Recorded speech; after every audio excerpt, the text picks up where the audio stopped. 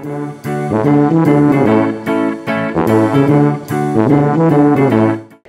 la más cordial bienvenida a esta Feria Universitaria del Libro o al Leer 2023, que dentro del marco del 90 aniversario de nuestra máxima casa de estudios, con la Universidad de Salamanca como invitada de honor y con el lema, como decíamos ayer, los libros de hoy, nos recibe en el patio a la norte del Colegio Civil Centro Cultural Universitario, donde tenemos el gusto de presentar, dentro del marco Foro Jóvenes Lectores, en el encuentro con lectores universitarios, Marcitania Ortega, autora de los libros Cuentos para leer en autobús, Guerra de guerrillas y Luz brillante, Premio Internacional Bitácora de Vuelos 2022, para quien pedimos un fuerte aplauso.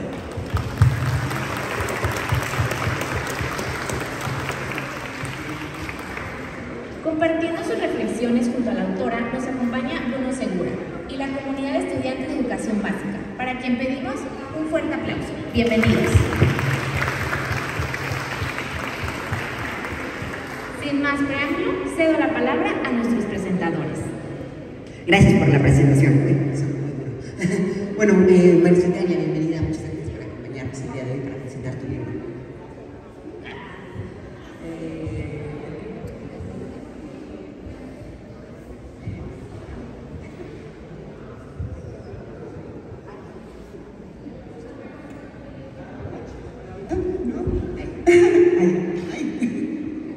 Bueno, muchas gracias por estar aquí todos, todas. Bueno, y también agradecemos a todos los estudiantes que nos acompañan el día de hoy, que me comentaron que ya también leyeron el libro. Así que bueno, vamos a platicar un poco sobre él y quizá al rato nos puedan compartir también un poco sobre su opinión. Bueno, Marcitania, este ha sido un libro que me ha gustado bastante. También tenemos público que no es precisamente de esta escuela, que ya leyeron varios el libro. Y me gustaría que nos compartieras un poco sobre este libro. Es un libro que contiene varias historias, pero las vas entretejiendo de una manera muy particular.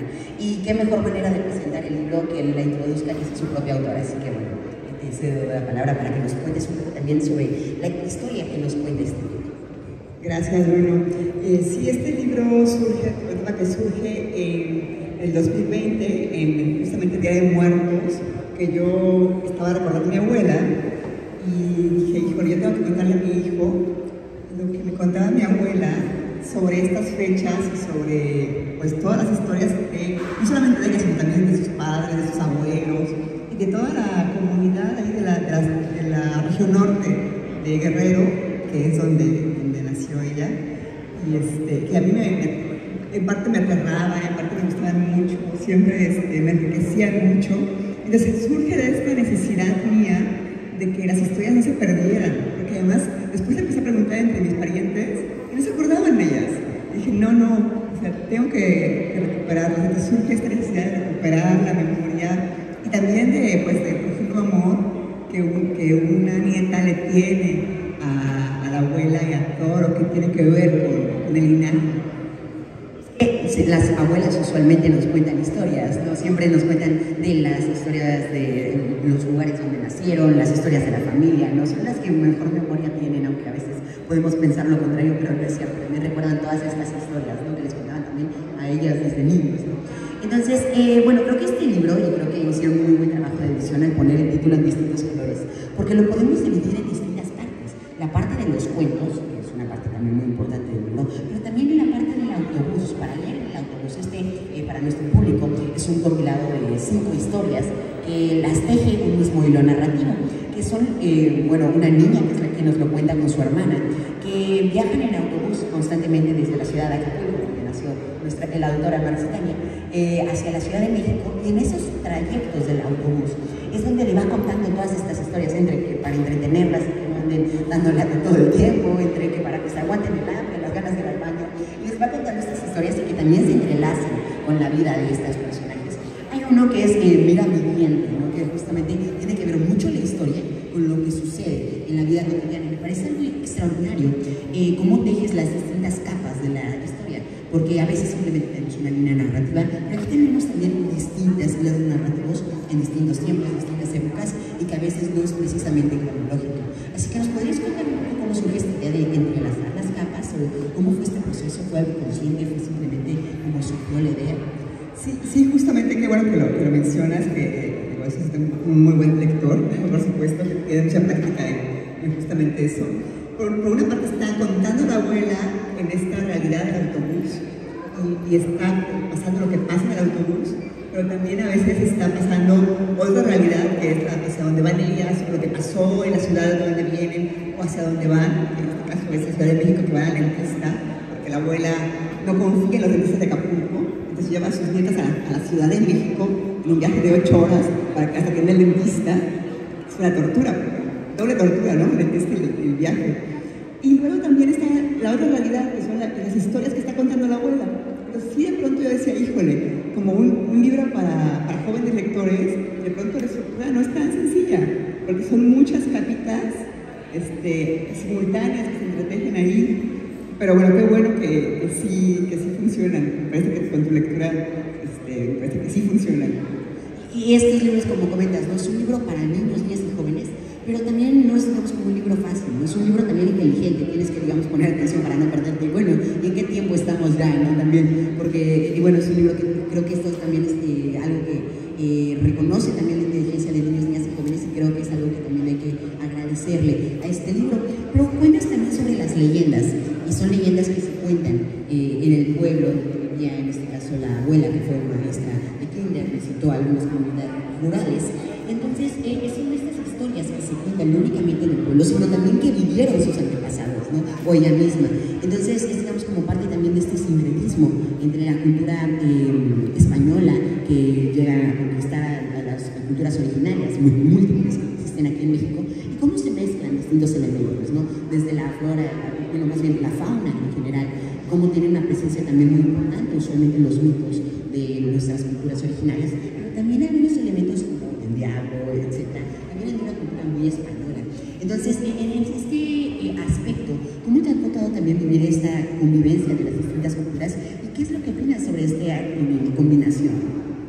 Sí, yo creo que ya nosotros que estamos aquí ahorita, sí estamos completamente mezclados. Yo siempre digo, pues no solamente es sangre española y sangre indígena, sino también sangre probablemente árabe, probablemente china. En Guerrero, pues llegaba la nao de China, ¿no? Entonces, pues sí, podemos ver toda una mezcla muy bella de rasgos, y no solamente de rasgos, sino también de historias.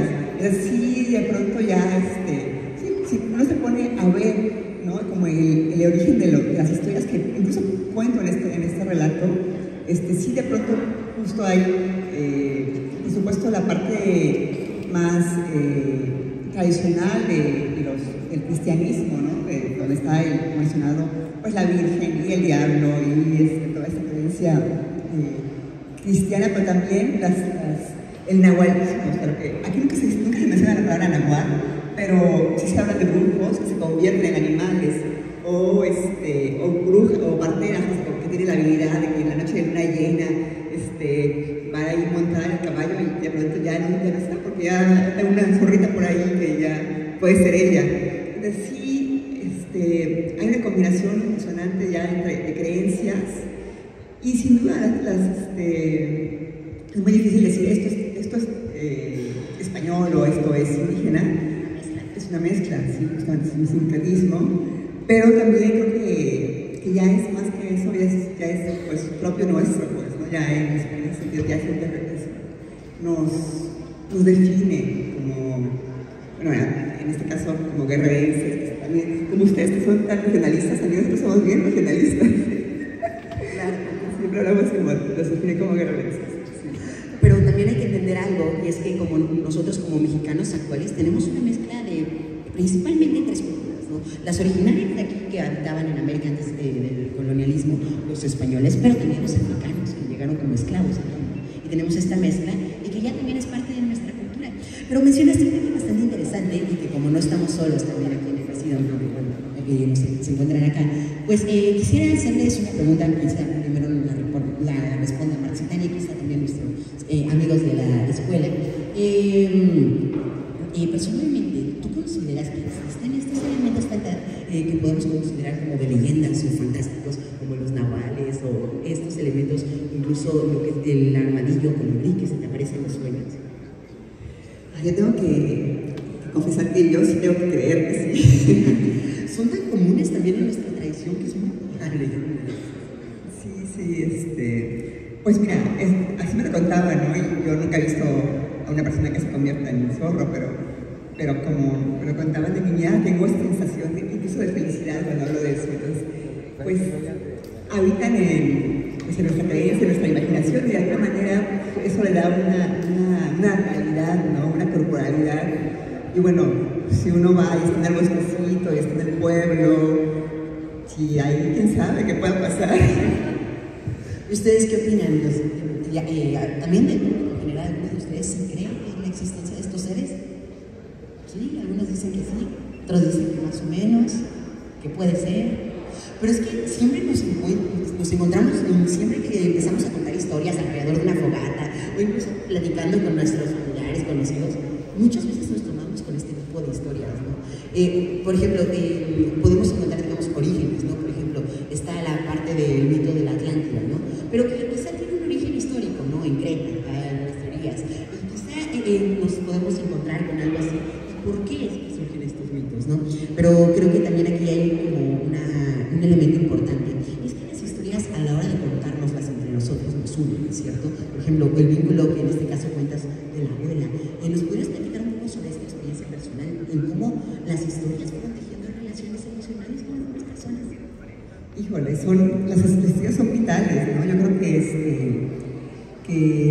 uno ya, justamente cuando las abuelas se van, ¿no? Y cuando ya no están materialmente con nosotros en este mundo, lo que nos cuentan adquiere justamente nos mantiene en ese vínculo.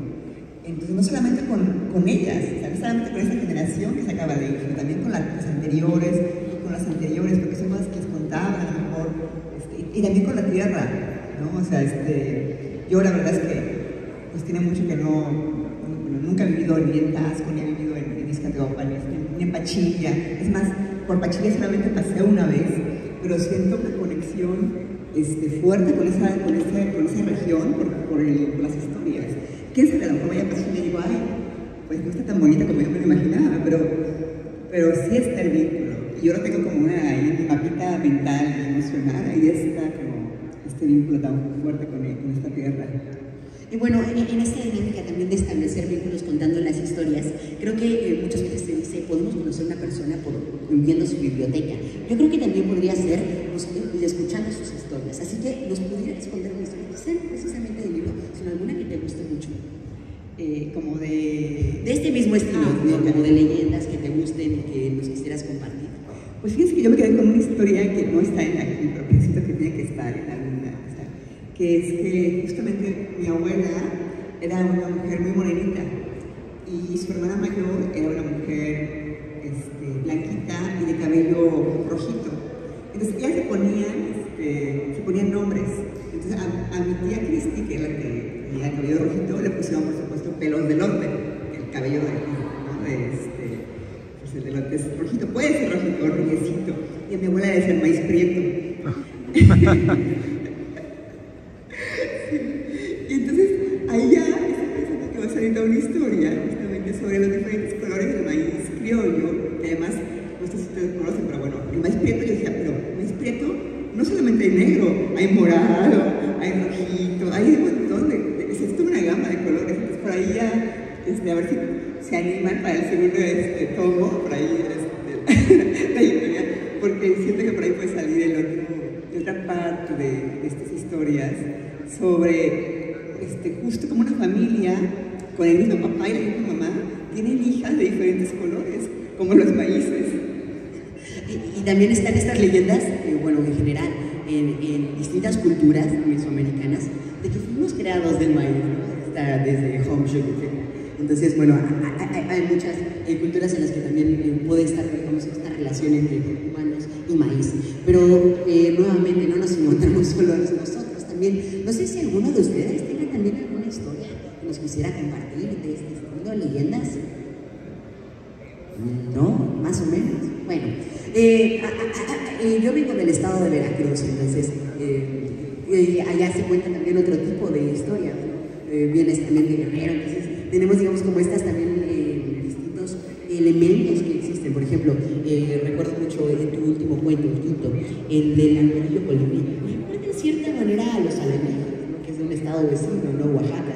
Entonces, creo que también tenemos como estos elementos pueden ser como bastante determinantes en las historias que nos pueden contar, ¿no? No sé, en este aspecto, ¿qué tanto crees que la cultura también del lugar donde se están contando estas historias, donde se desarrollan, impacta también, digamos, como en esas historias, que si bien hay muchas relaciones entre las distintas partes del país, también tiene sus particularidades? Sí, sí, ya también, sí, o sea, una cosa es también la historia oral y luego otra cosa es la escritura que uno hace y cómo se apropia un escritor o una escritora de ellos, ¿no?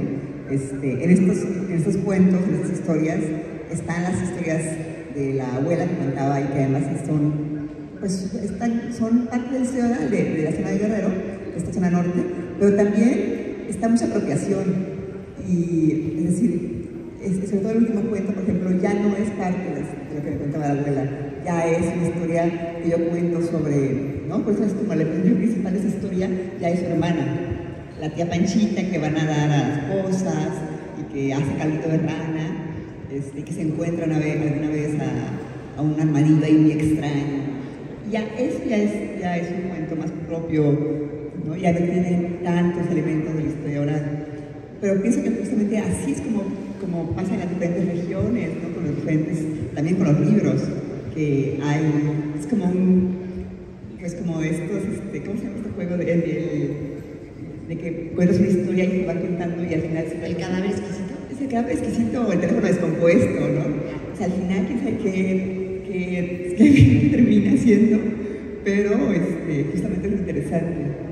Y en esta tradición oral en la que se van heredando estas tradiciones de generación en generación, ¿no? Alguien te cuenta una historia, tú la cuentas a las siguientes generaciones y cada quien le pone el toque personal, ¿no? Nos recuerda también, digamos, como a los orígenes de la literatura inglesa, como los Rápsodas que contaban la Ilíada y la Odisea, y cada quien le contaba a su propia manera, ¿cierto?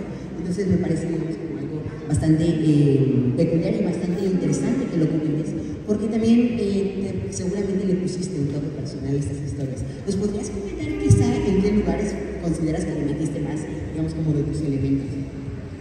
Sobre todo que en el último cuento, pero bueno, cada cuentito tiene su historia, ¿no? Yo quiero contarles que el de Mira mi diente es una historia que nos contaba mi abuela, y así como nos contaba mi abuela, su hermano también se la contaba a sus hijos. Entonces uno de mis primos la escribió y mi papá me decía, híjole, pero esa ya está escrita. Y yo digo, estoy segura que la manera en cómo escribió él es totalmente diferente a cómo lo estoy escribiendo yo. Y es más, cómo lo contaba el hermano de mi abuela a cómo lo contaba yo también es diferente. Y eso pasa, digamos que en la Edad Media, tú sabes, que no había autores, ¿no? O sea, es una edición muy moderna. Se contaban las historias y eran las historias que andaban rondando, ¿no? Circulando. Entonces es como justo, pues un poco uno hace esto, uno cuenta la historia, pero claro, ya al contarla, al momento de ponerla ya en el libro, que no es lo mismo escuchar que escribir, o que ustedes lo lean, no es lo mismo, entonces ya ahí ya queda una impresión probablemente personal del estilo y de la voz, Bueno, pues también me gustaría que los niños que nos acompañan el día de hoy quizá tengan algunos comentarios sobre la historia que quieran platicar con la autora, algunas preguntas quizá, qué fue lo que más les gustó, para que también pues, participen para acá, aprovechando que tenemos acá a la autora. ¿Alguno de ustedes? ¿Qué les pareció? Díganos la verdad.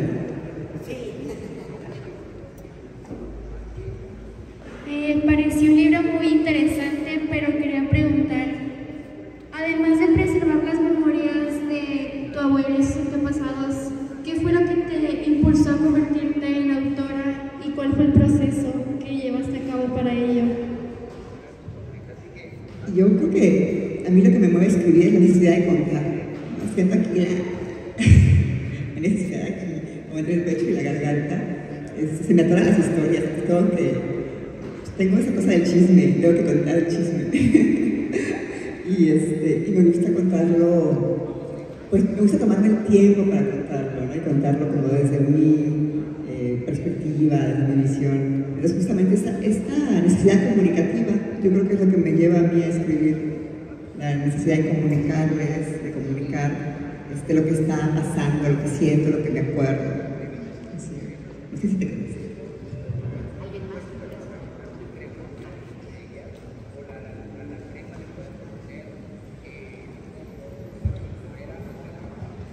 ¿Qué me recomendaría a mí como estudiante de secundaria para animarme a escribir cuentos? Qué buena pregunta. Que escribas. Yo sé que se dice mucho que hay que leer. Sí, eso vas a hacerlo porque vas a necesitar nutrirte, que escribas. Que no solamente uno no se nutre solamente de los libros, sino se nutre de lo que ve, de lo que escucha, de lo que sientes. Entonces yo pienso que lo que tienes que hacer para escribir es escribir, justo.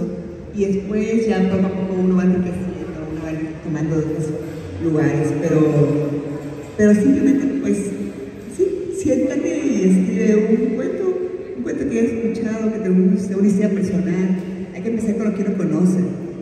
Siempre escribir y hablar sobre lo que uno conoce, sobre lo que uno siente, sobre lo que uno percibe, es lo mejor, es lo más honesto, lo más cercano también. Entonces sí, yo te recomiendo que empieces a escribir cosas chiquitas o lo que ¿no? Como historias que vayas viendo. Ahora estoy viendo la minificción, que son así como en un párrafo, 2 párrafos, ya tienes una historia completa. Entonces, sí.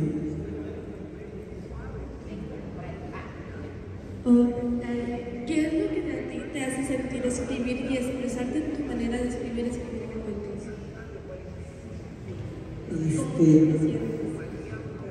¿Cómo tú te sientes? ¿Cómo tú te llegas a expresar el sentimiento que a ti te hace sentir? Bueno, primero me causa mucho placer, o sea, poder lograr sentarme unas horas al día y poder como escribir un párrafo, un par de párrafos, una página, eso ya me genera muchísimo placer. Siento que es como un diálogo también de una con las ideas, no solamente las ideas, con los personajes que traes en la cabeza, con otros autores. Siempre estás dialogando, no siempre dialoga. O sea, a lo mejor justamente leíste este cuentito, entonces escribes algo, estás dialogando, ¿no? Con estos cuentos, con esta autora, con este autor. Y luego también me causa muchísimo placer ponerme en los pies de otro personaje. O sea, como en este caso tenemos 3 personajes, ¿no? La abuela, la niña que es más o menos la que me representa, ¿no? La que cuenta también un poco, y luego la hermanita chiquita. Bueno, no sé cómo me divertí pensando en la hermanita chiquita y cuando le daban ganas de ir al baño, no podía, cuando tenía náuseas, entonces tiene que vomitar o se tiene que aguantar. Entonces, ponerme en los pies de otros personajes es algo que también me divierte muchísimo y lo disfruto, y justo me gusta hacerlos como un poco sufrir o un poco hacer sufrir a los personajes. Tan delicioso, te lo recomiendo mucho. Es que hacerlo sufrir también es parte de la historia.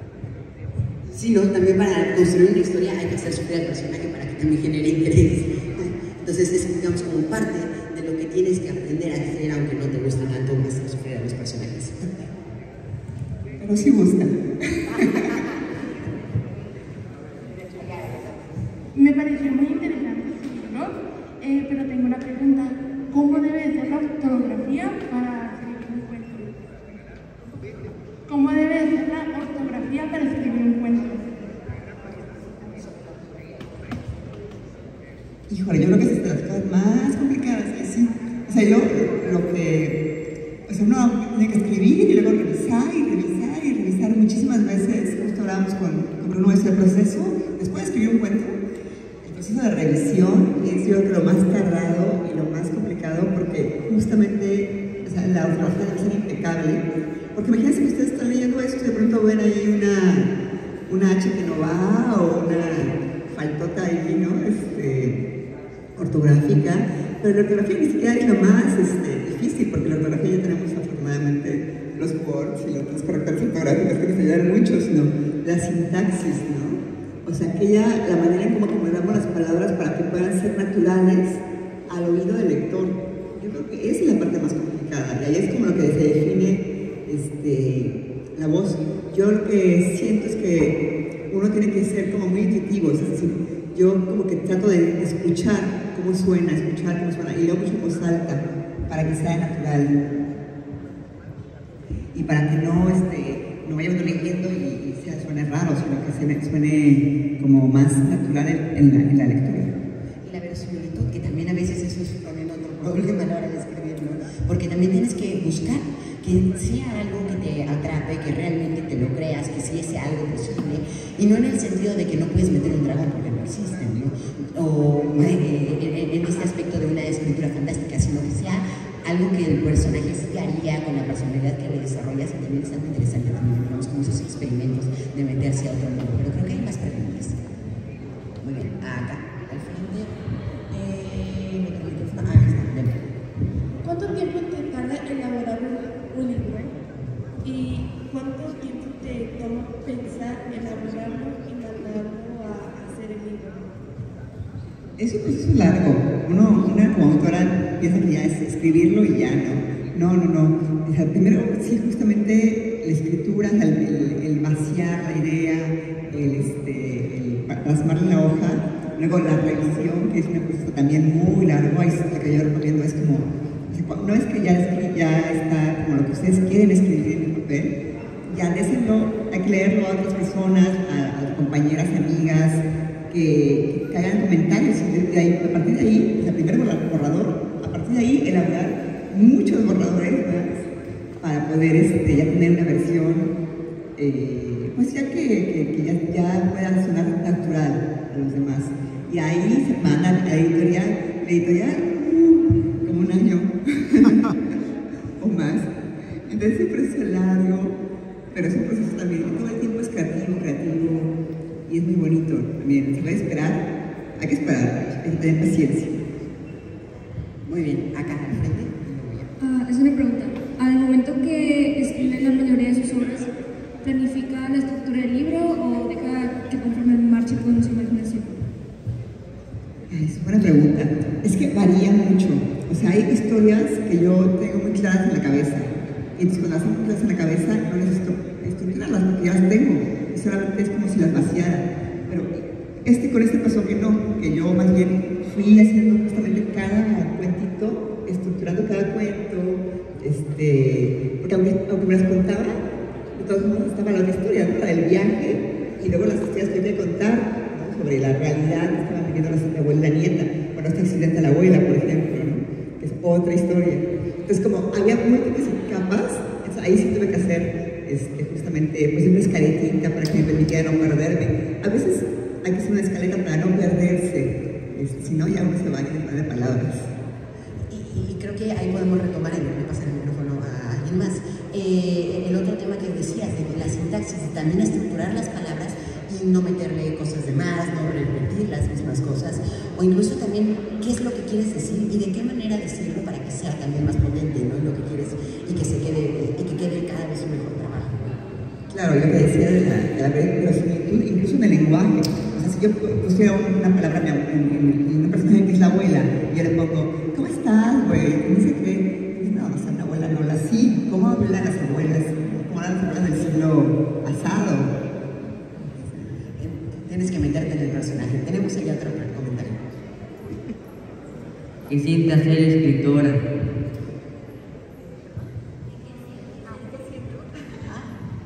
Bueno, cuando yo estoy aquí ya así, siento muy bonito. No, yo paso mucho. Desde escribir, siento mucho placer al escribir, al compartir. Y ya cuando, o sea, la parte que más me genera nervios a mí es esta.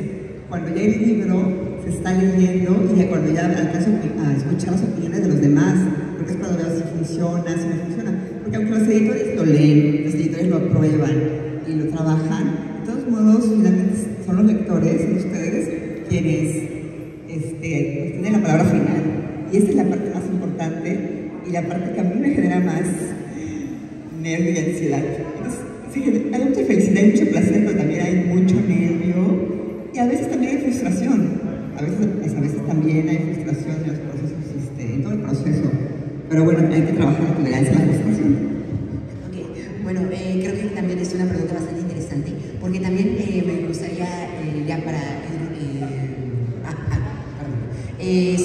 para también que se los pudieras comentar a ellos, ¿qué se siente que te lo digan? ayudar, digamos, como esta retroalimentación, digamos, este proceso también con los lectores.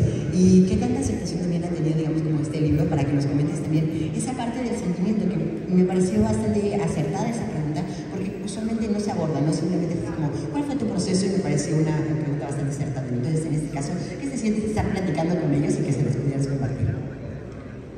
Yo cuando supe que Bruno iba a presentarme, dije, me puse muy nerviosa porque yo sé que, bueno, los adultos son así, ¿no? Te van a decir, los colegas te van a decir exactamente aquello que te gusta, que es escuchar.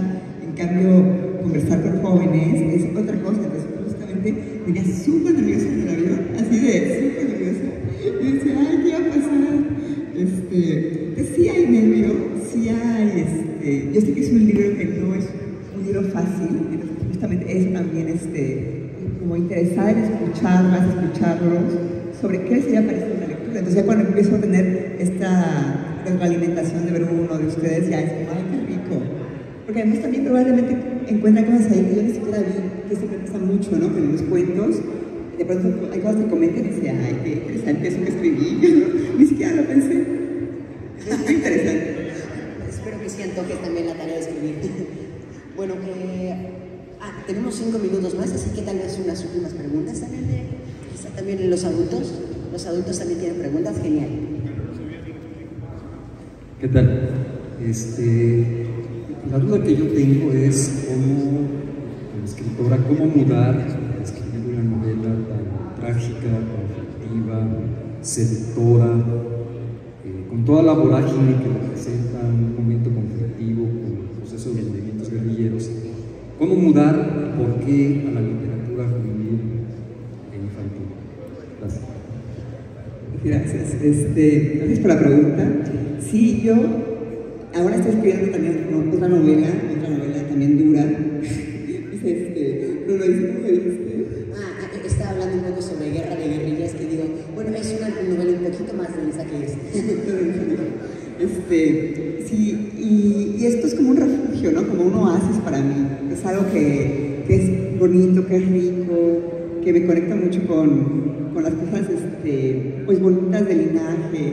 Aunque también se habla como de tragedias, porque también en la literatura infantil y juvenil hay que hablar sobre lo real, sobre la tragedia, sobre el dolor. Pero aún así sigue siendo muy rico y muy bonito. Y me gusta estar en ambas. Me gusta contar también sobre lo real y te contar de un tono mucho más, sí, realista, pero la fantasía sí es un oasis, la verdad. Y sí, que también, Tania, escribes poesía, acabas de ganar también un premio el año pasado de poesía en Guerrero, entonces haces de todo un poco. ¿Tenemos otro comentario por allá también? Al ver que a muchos estudiantes de secundaria los está motivando a escribir.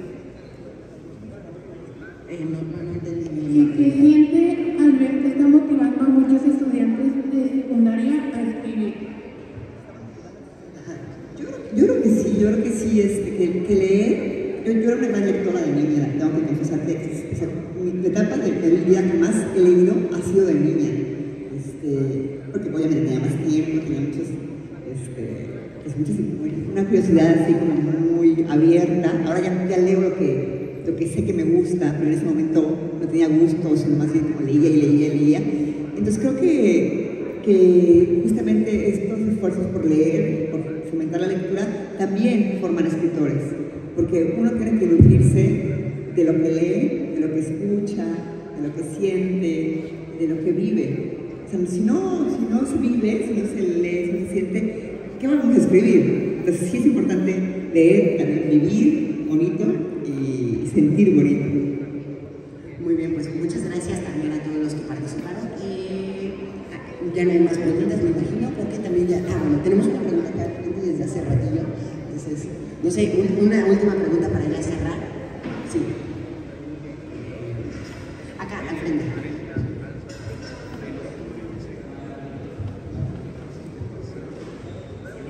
Me gustaría saber cuál fue el primer libro que usted escribió. ¿El primer libro? Es Guerra de Guerrillas, que justamente es esa novela un poco más histórica sobre la relación entre esa generación que participó en la guerrilla y en esos procesos de políticos de posición política y sus hijos, que es mi generación, que es una generación que vive, desde mi punto de vista, viven la derrota de la generación de sus padres, desde mi punto de vista. La derrota en un sentido, en otros no. Desde Guerra de Guerrillas fue el primero que escribí, y ya después he escrito un libro de cuentos para adultos que se llama Luz Brillante, este libro de cuentos, y luego un libro de poesía. Muy bien, pues muchas gracias a todos por sus preguntas. La verdad es que bastante curiosos todos, la verdad, y creo que eso es algo que hay que aplaudir también, esa curiosidad que espero también nunca se pierda, porque preguntar creo que es algo que también es una buena forma de construir historias. ¿Qué pasaría si? Entonces, bueno, también agradecerte, Marcitaña, por todo esto que nos compartes también sobre la historia, y que bueno, creo que inspiras a más de uno para empezar a escribir o quizás seguir escribiendo. Así que, bueno, gracias a Marcitaña, también a los que nos acompañaron, que también leyeron el libro. Así que les pido un fuerte aplauso para la autora y para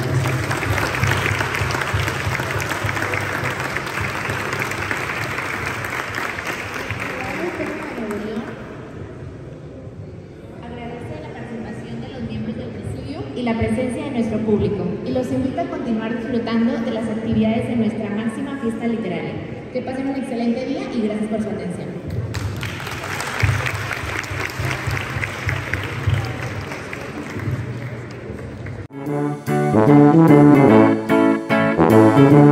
Thank you.